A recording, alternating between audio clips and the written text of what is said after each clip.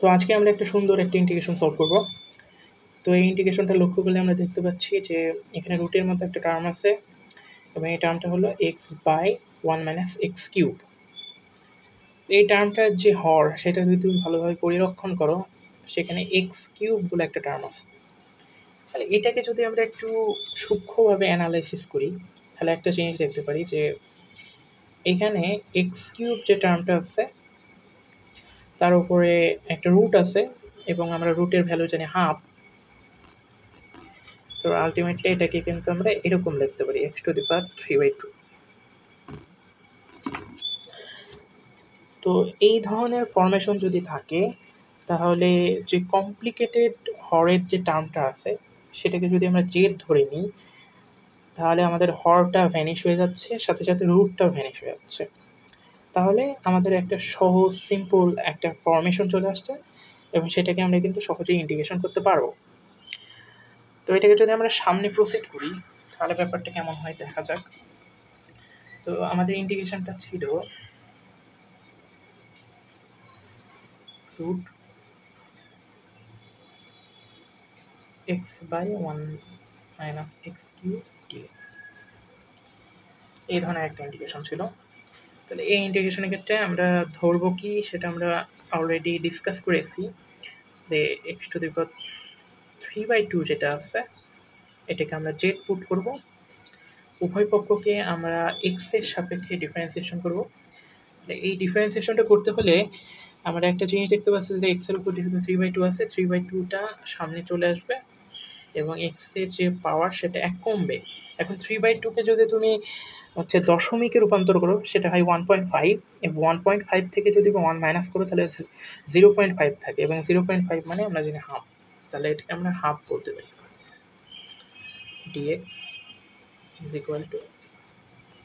dz। এটাকে যদি আমরা একটু সহজে ভেঙে লিখি তাহলে ব্যাপারটা হয় এরকম যে তো এখানে আমি যদি মেইন ইন্টিগ্রেশনে আবার ব্যাক করি সেক্ষেত্রে আমরা দেখতে পাচ্ছি এর লবে যে টার্মটা আছে সেটা হলো √x/dx। তাহলে আমরা কিন্তু বর্তমানে আমরা ডান পাশে যে ডিফারেন্সিয়েশন করার পরে যে ফরমেশনটা পেলাম বা ইকুয়েশনটা পেলাম এই ইকুয়েশনটা থেকে কিন্তু আমরা √x/dx এর মানটা খুব সহজে বের করে ফেলতে পারি। তো আলটিমেটলি এখানে x⁴ মানে আমরা জানি √x, তাহলে এটাকে আমরা √x লিখলাম। তাহলে √x/dx = আমরা আলটিমেটলি দেখছি এখানে হচ্ছে 2/3 dz। এই মানগুলো যদি আমরা আমাদের যে মেইন ইন্টিগ্রেশন এখানে বসাই দিই তাহলে আলটিমেটলি কি থাকে? তো এখানে √x/dx এর বদলে আমরা বসাই দিচ্ছি 2/3 dz বাই এখানে একটা রুট থাকবে এখন 1 - x³ এখন x³ এর মানটা আমরা কি বসাবো এটা কিন্তু আমরা সহজেই এখান থেকে আমরা বলতে পারি। অর্থাৎ এই যে ডান পাশের আমরা এখান থেকে যদি একটু একটা অপারেশন বেশি করি তাহলে কিন্তু আমরা এখান থেকে x³ এর মানটা সহজেই বের করতে পারি। কি অপারেশন করতে পারি? তো এখানে যদি আমরা উভয় পক্ষকে স্কোয়ার করি তাহলে ব্যাপারটি কি হয় দেখো তো। উভয় পক্ষকে স্কোয়ার করলে আলটিমেটলি এখানে থাকে x³ = z²। কারণ এখানে আমরা যদি স্কোয়ার করি তাহলে হাফ যে টার্মটা আছে সেটাকে কাটাকাটি চলে যাচ্ছে, আলটিমেটলি আমাদের x³ এর ভ্যালুটা বের হয়ে যাচ্ছে।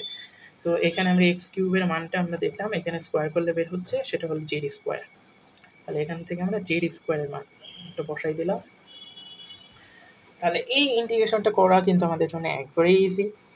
তো আলটিমেটলি যদি আমরা সামনে প্রসিড করি এখানে দেখা যাচ্ছে 2/3 এটা কনস্ট্যান্ট, তাহলে কনস্ট্যান্টটা আমরা বের করে আনবো এবং তারপরে আমাদের যে ফর্মটা থাকে সেটা একবারেই নর্মাল ফর্ম, সেটাকে ইন্টিগ্রেশন করা খুব একটা কঠিন হবে না আমাদের জন্য। তো আমরা সামনে প্রসিড করি তাহলে ব্যাপারটা কি দাঁড়াচ্ছে এরকম দাঁড়াচ্ছে যে এখানে 2/3টা বের হয়ে আসলো কারণ এটা কনস্ট্যান্ট। এখানে ছিল হচ্ছে dz আর এখানে ছিল হচ্ছে √1 - z²। আলটিমেটলি একটা জিনিস লক্ষ্য করলে দেখা যাবে যে এইটার কিন্তু একটা আমরা সরাসরি সূত্র আছে যে এইরকম সূত্রটা ছিল যে ইন্টিগ্রেশন dx বাই √1 - x²।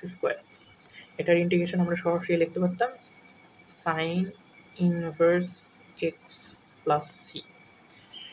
একইভাবে আমরা এটারও সেমভাবে এর ইন্টিগ্রেশনটা পারফর্ম করব, সেটা হচ্ছে 2/3 সাইন ইনভার্স, এখানে যেহেতু ভ্যারিয়েবল জেড তাহলে জেড দিব, এবং পরবর্তীতে আমরা একটা সমাকলন ধ্রুবক অ্যাড করব। তো তার পরবর্তীতে আমরা যেহেতু জেডকে আমরা ইনপুট করেছি হচ্ছে x⁵, তাহলে জেডের মানটা আমরা বসাই দেবো। তাহলে 2/3 sign inverse x⁵ plus C.